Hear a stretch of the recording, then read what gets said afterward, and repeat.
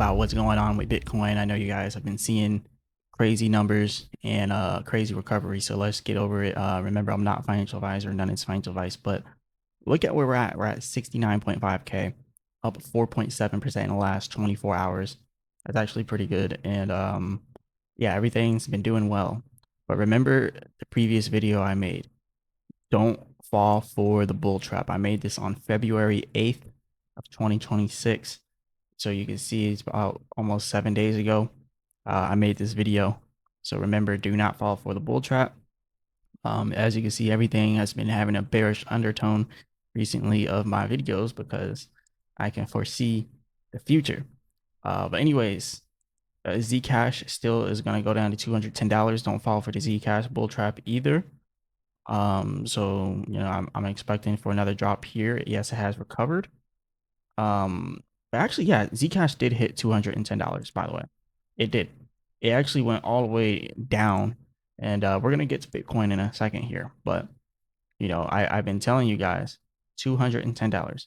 Zcash hit $210. It actually went all the way down to $190. And what did I say? When it hits that level, it's going to recover and it's going to have a relief rally where back up to this trend line right up here, $340. You're going to see Zcash hit $340 pretty soon. It's going to recover up to that trend line as Bitcoin goes up to the level that it's about to hit.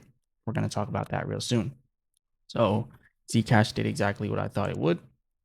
And then we have Pudgy Penguins here, kind of recovered off of that 0.005 level that I mentioned it was going to hit a long time ago. And it hit that level. Well, it got just shy of that level, but it technically hit it in my books. This candle wick down here hit it all the way down there. So that happened just as we mentioned in the previous videos. I wish I was paying attention to crypto because I would have made a lot of money if I would have bought in there, but I wasn't paying attention to crypto in the last few days. I've just been looking at stocks and stuff. But yeah, it is what it is. But yeah, everything has been doing exactly as planned. Avantis has been underperforming out of all the coins that I usually talk about. So I'm not going to really speak too much on Avantis because it's been severely underperforming. So I wouldn't be focused on Avantis. I would just be looking at Zcash hitting around 340 before it has a major pullback again. I'd be looking at Pudgy Penguins, possibly getting around 0.008 before it has another major pullback. And the reason why I'm saying this is because of the main event of the day, which is Bitcoin. So yes, Bitcoin right now is actively trying to push to about 73,000. It's also trading within what we call a rising wedge. So this, a rising wedge, is actually a bearish pattern. So it's trading within a bearish pattern, the rising wedge. And not only that, we also have a bear flag forming. Rising wedges and bear flags, they're like one and the same, right? It's just whatever angle it is, we'll call it a rising wedge for the angle that it's in. But some people don't consider the wicks as the levels of for the trend lines. They like to use the actual candlesticks. If you do it that way, then a rising wedge or then a bear flag would be the correct terminology. But I don't do it that way. I do it exactly on the wick for the candlestick, which is right here on a rising wedge. Now, what am I doing personally? Personally, I'm trying to buy Bitcoin right here at 69,280. That's why I have that white line there. It's a significant resistance. If we come back and hit that support, then we almost certainly will have a recovery up there to around 73 to 74K. Well, in my opinion, I won't say certainly, but remember, I'm not a financial advisor, and that is financial advice. But yeah, this is just how I'm seeing it. And this is a significant level for plenty of reasons. Back in 2021, that was the resistance. That was the resistance for 2021 inside November before we hit our major bear market. And then our first major pump after that bear market, that was the resistance as well. And then that was also the support before we entered into the next momentum trade, right? And that was pretty much the basis of that level. And that's why if we do another slight pullback, I'll be looking to buy in and do a quick little trade. But that's neither here nor there. We won't really talk about that. But what we will talk about is this rising wedge. This rising wedge here, very, very concerning. I think we're gonna have the same scenario here, where this is the percent arc trend exhaustion, the 4-hour chart. We're gonna see that short-term trend pushing all the way up to here, and then probably pulling right back, just like it did before. But this time, the long-term trend is probably gonna end up pulling back down more on the 4-hour chart here, and that would look like us pushing up here to this level up here, like I mentioned before, 73K, give or take, maybe even 74 up here, and then a big, massive pullback downwards. And this is how the 50K support starts. So that's why I said 50K soon. Now, is there a possibility of us hitting 60K here and then doing a double bottom and then becoming bullish again and pumping? Yes, it's a possibility, but it didn't happen like that last time, and it might not happen like that again this time. I thought it quite possibly could be a double bottom here after that rising wedge, but it didn't happen. And look at what happened with this rising wedge. This rising wedge kind of extended for an extended period of time.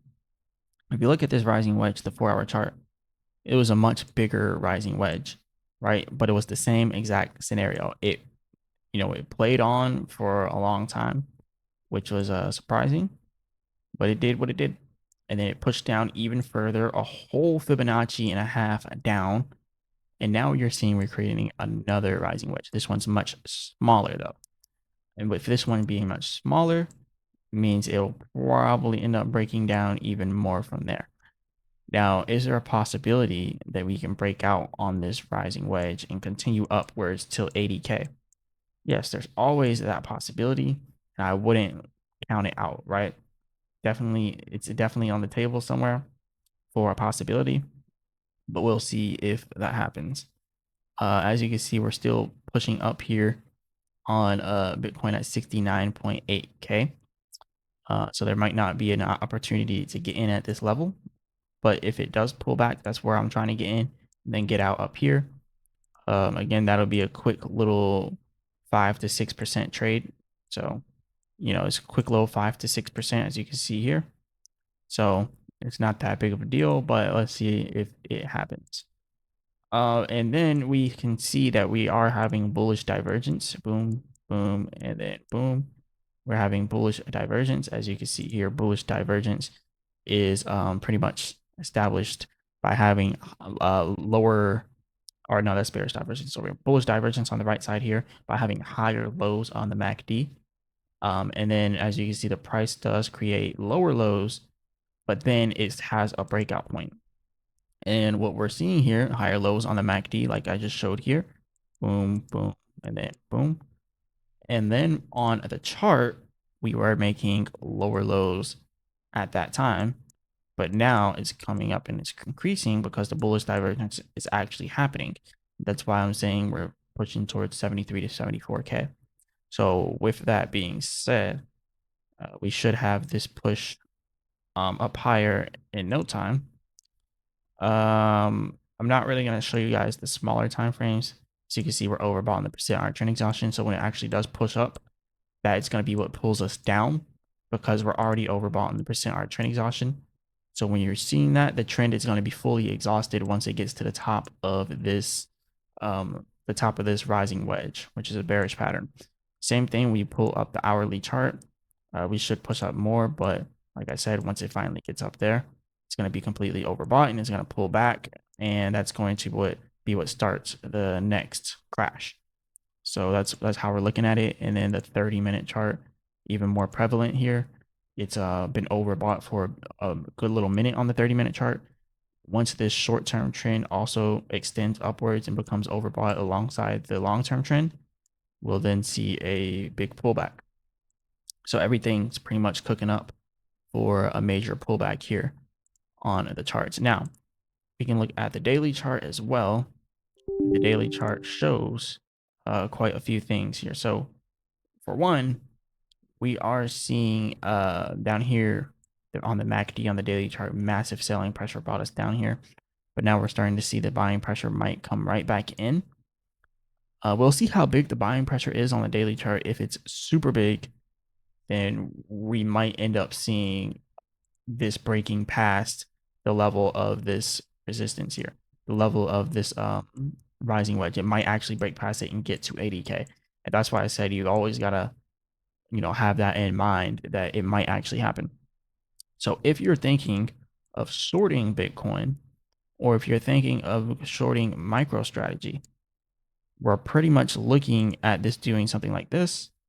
And then if it pulls back down here to 68.5K support on this Fibonacci, if it breaks 68.5K, that is your confirmation. And then that's only your confirmation till it hits 64K. Then from that point on, I'd probably end up getting out whatever short I did and waiting and seeing what happens. If it then breaks 65K, now I'm shorting again until 60K. And then that's when I get out again. And then I wait till it goes up. And then if it breaks 60K, now I'm opening another short all the way down to 50K. That is essentially my strategy here. And the beautiful thing about the stock market and about stuff like MicroStrategy, when you're trading these options that are about to expire, these options are moving 100%, 200%, 300% in one day. So you're getting massive gains in one day, but you're taking a massive risk. So what I like to do here, and you don't have to do what I do, but what I like to do is I would like to risk $1,000. If I have, let's say I have 10,000 or 20,000, I might only risk $1,000, but it's such a significant move that it might be a whole 100% move. So it'll go up by another 1,000. I could either lose 1,000 or make 1,000, right? There is risky business here, but that's just how I do it. But yeah, we'll see what happens. If this happens, I'm looking for, let me take all this. Actually, no, I'm going to leave all that on there. I need that for my day trades. Well, anyways, we're looking for MicroStrategy to push even further down to $100 pretty much. So that's the price that I'm looking to have MicroStrategy at is $100. And I'm going to delete all this because, it's probably not going to get back up to that price right now. So yeah, MicroStrategy, looking for it to go down to $100 when Bitcoin goes down to 50K, actually a little bit below $100. There's a certain support. We've already hit the support down here at 100. So when Bitcoin hits 50K, the next level, as you can see, I'm mapping it out right now, right there would be about $88. So that next level would be at $88 because we had resistance there, resistance there, resistance, then becomes support. And then from there, we'll also see $72 if it continues further. And then we could also look there at $79. Why? We can see resistance there, 79, resistance here, a little bit right there in the middle. I'm not going to zoom in. And then we can also see $72 down here, resistance. So that's pretty much what I'm looking at. But yes, let me know what you guys think about that. But yeah, I'm definitely looking for some good trades to come in for Bitcoin and these different ETFs for Bitcoin. So that is just a strategy that I'm thinking of, but doesn't necessarily mean it's going to happen like that. So let's go back here to the daily chart for Bitcoin again. And now we can look at the percent R trending option. This thing is looking like it is going to push up further. But what we want to see is for a massive pullback after it does that again, because that is exactly what we need. We need another pullback. We don't want to see something like this where the short-term trend just keeps taking off, right? Because that's just going to have it actually break past the top of this rising wedge. It's going to break past it if that happens, and then it's going to go towards 80K. We don't want to see that. We want to see it getting rejected here so we can get our confirmation and do some shorting on Bitcoin. But again, we don't know if it's going to happen that way. This is a bearish pattern, but these patterns are never 100%. They're never 100%. Most of the time, they play out in our favor. Most of the time, you see this rising wedge played out in our favor. See this bearish expanding triangle, and as you can see here, that's a bearish pattern here, played out inside of our favor. And I was showing the bearish expanding triangle the whole time. I just thought that it might extend all the way up, to 150K and then down, but it didn't end up doing that at all. So, like I'm saying here with Bitcoin, this thing might not even go all the way up to 74K, right? It might stop before that. these things can stop earlier. And then you can see this falling wedge here, or this bull flag, whatever one you want to call it. Falling wedge. Also, this is the bear flag. The bull flag would be the opposite, where the prices are going up and then it goes sideways like that, diagonally downwards, and then it continues upwards. That'd be a bear flag or a falling wedge. That played out in our favor. Again, another bear flag right here played out in our favor. Usually these patterns play out in our favor, usually.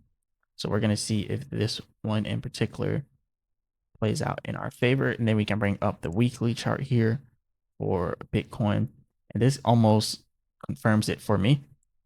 But again, it might not be definite, but the way I see it, we have a lot more selling pressure to go.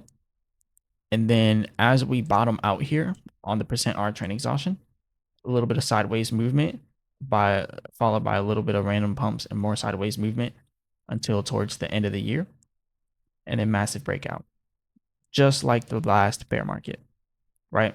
And that's why I say sometime towards the end of the year, the new bull market is going to start towards the end of the year leading into next year. For last year, it started on January 1st of 2023. January 1st, literally the first day of 2023 is when the bull market started. You can come back here and you can look at it and you can confirm it yourself.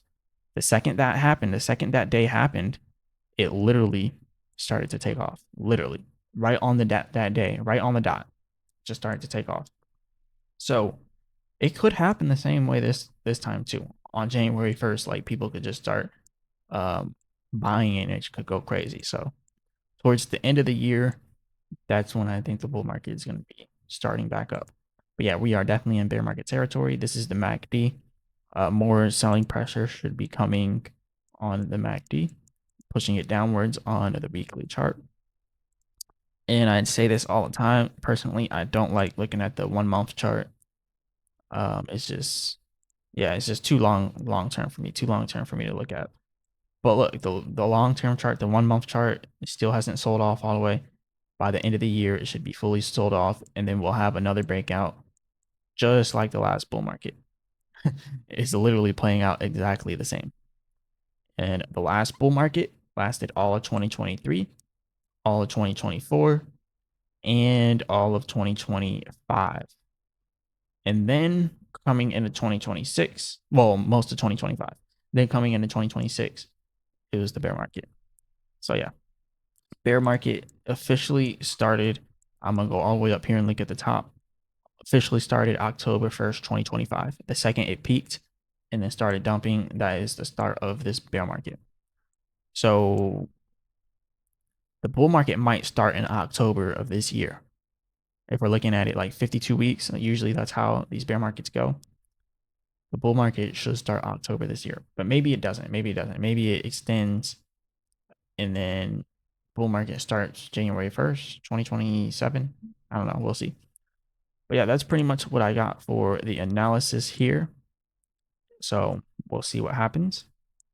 Now let's go over bullish and bearish sentiment of other people and what they're looking at. So this is X, right? Twitter.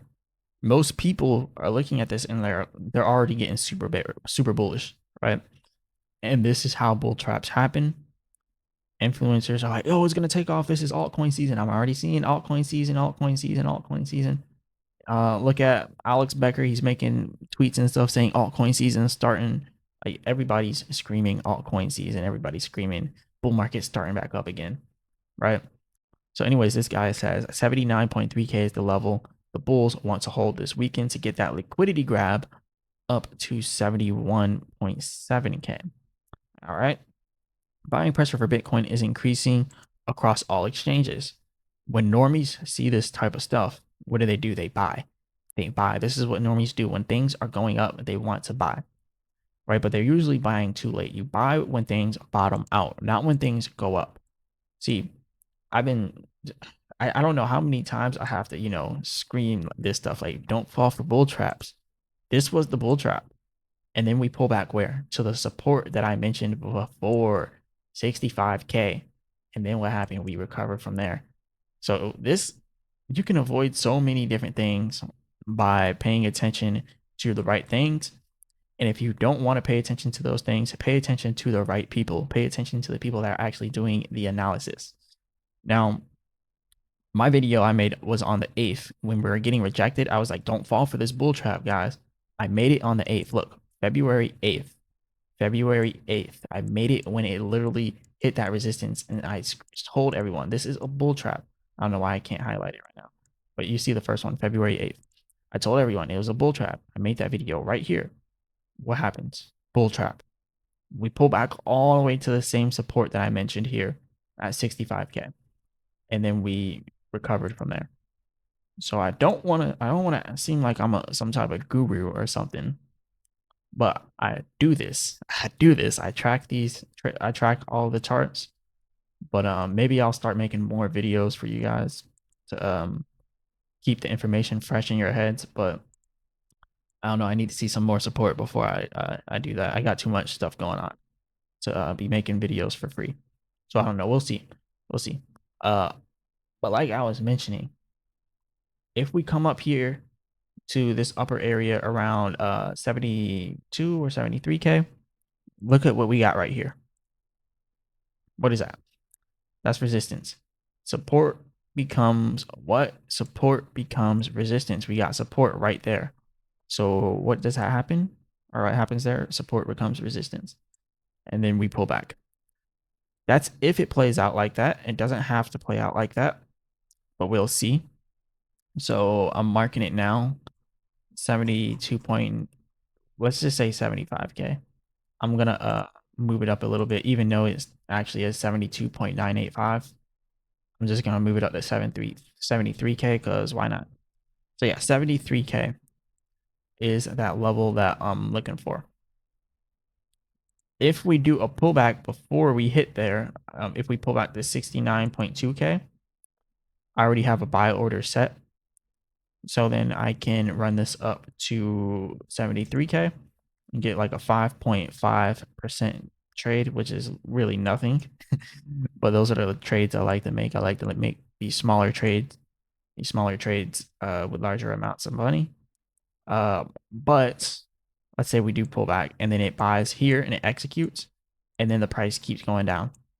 If we break 67.4K and then we come down to 65K, second we break 67.4 and then start to enter 66K, that would prompt me to end up selling because I bought here in hopes of running it up there. But if it comes down to here, so about 67 to 66K, let's say 66K. If it goes down to 66K, I'll have a stop loss and I'll get out at 66K and then I lost like 3%, which is not a big deal, right? And then I'll just let it dump all the way down to 50K and I'll be shorting the whole way down. And then when it hits 50K, I'll end up buying Bitcoin and I'll let Bitcoin run up from 50K up to 60, end up selling at 60. So this is a very, very easy strategy. You just have to be very cognizant of what's happening. And look, that's 18.53% from 50K up to 60K is 18%. So that'll be a nice trade. I just got distracted because my screen's lagging for some reason. So hopefully the video is not getting messed up. But yeah, let's see what other people are saying. So what do we have? What do we have here? So we have people still super bullish. Bitcoin weekly chart. They're saying, oh, here we are. We're at support. We're good. This was today, actually. 69.4K. So yeah, we'll see how strong this recovery is. Because if it is a strong recovery, this rising wedge could be invalidated. So I want everyone to know there's a possibility that the rising wedge could get invalidated. We have had a major dump. Look at this. Things rarely ever just go straight down, but this went straight down. And if it does what we're looking at with the rising wedge, then it's going to continue to go straight down till 50K. But that might be the point where we have a massive relief rally back up to like 80K or something. So there's a strong possibility of that. And it could be an easy liquidity grab and a lot of people being used as exit liquidity and being rug pulled once again. So there is a strong, strong possibility that people could be getting screwed over all again. And this is how they do it. This is how the elites play it when it comes to trading. They want to make everyone feel like it's super bullish just to rug pull on, right? So this is someone saying the Bitcoin CVD indicator shows increasing buying pressure. Buying pressure is steadily increasing, though not explosively. There is no significant selling walls. However, the 60K buying wall still exists. So they're pretty bullish. Bulls just need to hold here at 68.4K to remain bullish this weekend. That's it. Still some bullish people. You got some scammers in the mix. You know, they don't really have 575K. They're just scamming people. Bitcoin finally back to 70K as promised. I want to change someone's life. Okay, this is another scammer. Anytime people are saying, "Oh, I want to change your life and give you free money," they're scamming you. 100% scamming you. Bitcoin should reach 90K first for altcoins to start recovering. A little bit too hopeful right there. What Bitcoin forever and ever? Okay, perma bull. This is what I've been saying. The upside reward is becoming less than less each cycle, but also the downside volatility is becoming less. Already hit 53% negative this cycle for Bitcoin. The bottom is 59.9K. So this person is saying we already hit the bottom for this cycle. This is what I'm saying. Like, people are overly bullish. So like, they're like, look, the highs, they're not getting as high, but the lows also aren't getting as low. And they're saying this Bitcoin magazine is saying every Bitcoin cycle, the downside compresses from 87% for the first to 84% for the next to 77%. Now they're saying this new one's only 45%. I don't think it's going to happen like that. I think this new one is going to be about 70%. If you really look at it this way, 87% to 84%. Let's do simple math here. What's 7 minus 4? 1, 2, 3, 4. We got 3, right? So if we got 3 here, again, 7 minus 1, 2, 3, 4, we have 3%. What is 7% minus, 4? If we're really looking at it and doing it the same way that we did before, right? Because if it goes 3% and then you get another massive one from 84% to 77%, you have 84, 1, 2, 3, 4, 5, 6, 7, 7%. So we go from 77% minus 4, 1, 2, 3, 4. We go down to 73% there. And then in the next bull market after this, then we have the bigger switch from 84% down to 77. So then the new one will be around 60 something, right? If we're really looking at it from a mathematical point of view and not just from, oh, we hit a support that I think is the bottom, so it's this one. That's how this person's looking at it. So yeah, 63K. They said that's going to be the bottom, 63K. We already went below 63K. We went all the way down to 60K. 63, how is it the bottom when we already hit 60K? Like, we're not at the bottom yet. Trust me. We're not there yet. We're not there yet. We'll see. But will Bitcoin fall below 60K in 2026? 85% say yes. So that's pretty surprising. 22% say no, it won't fall below 60. So yeah, we'll see. And let's keep looking at this stuff. Let's keep looking at this stuff because it's good to know how everyone else is thinking. Because usually it's good to do the opposite of what everyone else is doing. And it's just how it is. That's how the elites do it. They see what everyone else is thinking and they do the opposite of you because they want to take your money. Bitcoin, now you can turn $10 into 1 million in just 2 hours. Oh, okay, this is the Polymarket gambling stuff. No. Bitcoin breakout as promised. Let's run it towards 72 to 75K. Yeah, it should hit there, but I think it'll get rejected after that. So we'll see. That's a lie. Trump did not confirm 0% tax on Bitcoin. Bitcoin anticipation targeting current range. So this person is targeting the same level that we're looking at, 72, 73. As long as Zcash keeps holding or still pumping, whole crypto market will pump too. No, the crypto market does not follow Zcash. Don't listen to these people. Bitcoin super cycle is coming, 170K loading. Super Bowl right here. No, highly unlikely until the next run. I think the next run, yeah, we might be pushing that or even more than that. But yeah, Bitcoin looking to close longs around here at 72. Okay, yep, exactly what I mentioned before. And also, remember what happened last time. We could be creating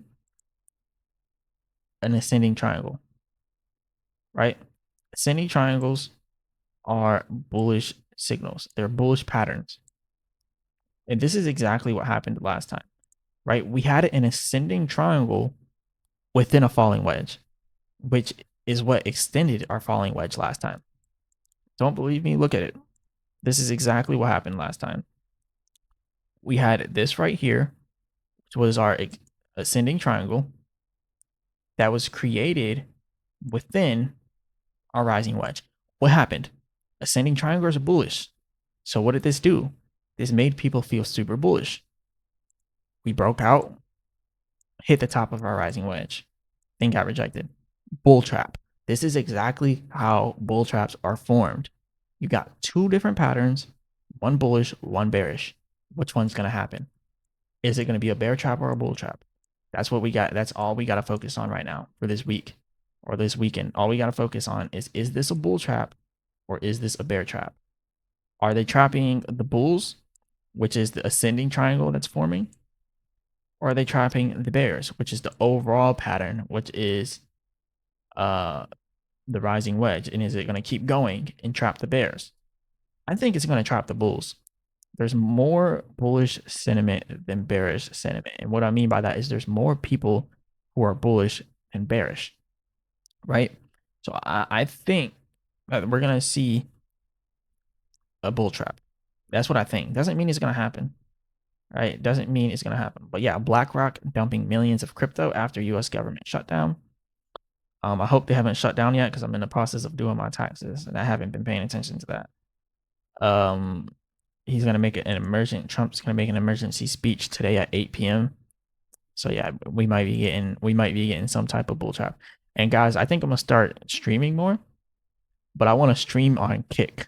So I'm gonna drop a link to my Kick channel, and I want to do like a daily stream on Kick because there is no incentive for me to do live streams on YouTube. People don't really donate that much. They don't really send in super chats, and I don't blame them. Like everybody's struggling, so like why would people give money to some random person, right?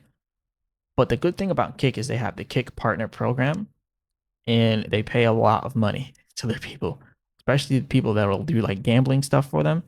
Which I don't think I'll do like a gambling stream, but if I could do something and like get a Kick deal and do like a trading streams, like that would be more worth it, especially a trading thing where like I can get some type of thing with like Polymarket or something where I do the gambling thing, but I only do the gambling with the crypto. Like Bitcoin hits this level by this date, right? That's the type of stuff I can track because I'm already looking at stuff right now. And there was one on Robinhood because Robinhood has their own little gambling thing now where like you can gamble on Robinhood, but I wouldn't really be messing with that. Like y'all can lose a lot of money. But yeah, I'm gonna start doing the Kick thing. I think it's way better for live streaming. The numbers on here, they just aren't worth it. I just kind of want to show you guys, some insight. One of my longer streams, which is this stream here, was 6 hours and 18 minutes. You know how much I made? I made $13 for streaming for 6 hours, guys. 6 hours, I made $13. If you do the breakdown on that, right? Let's break this down. 6 divided by 13. I made 46 cents an hour. I made 46 cents an hour on that stream. And then the last stream I did on January 3rd, I made even less. I made $2.30. $2.30 for streaming for 4 hours. It's a job. Like doing these streams and like actually giving good info out there, it's a job. It's a job. So for this one, I made $1.73. But if I would have kept going for even more, like even longer, like I literally wouldn't have made any more donations. Like that was all I could get, right? And it got more than 84 views. It just shows it there. But Total, I got 244 views. So I don't think it's worth it to stream on YouTube. So I'll be doing the Kick streaming. So that's what I'm gonna focus on, doing that. And then you guys can literally see me doing, these technical analysis live, and you can make trades based on what we're looking at. So that'll be pretty interesting. But yeah, this is pretty much all I got for you guys today. Hit the like button, subscribe. Remember, I'm not a financial advisor. None of this is financial advice. I'm gonna put the link to my Kick profile in the description and inside of the comments. So do that. Remember, I'm not a financial advisor. None is financial advice. As always, I'll be back with another video.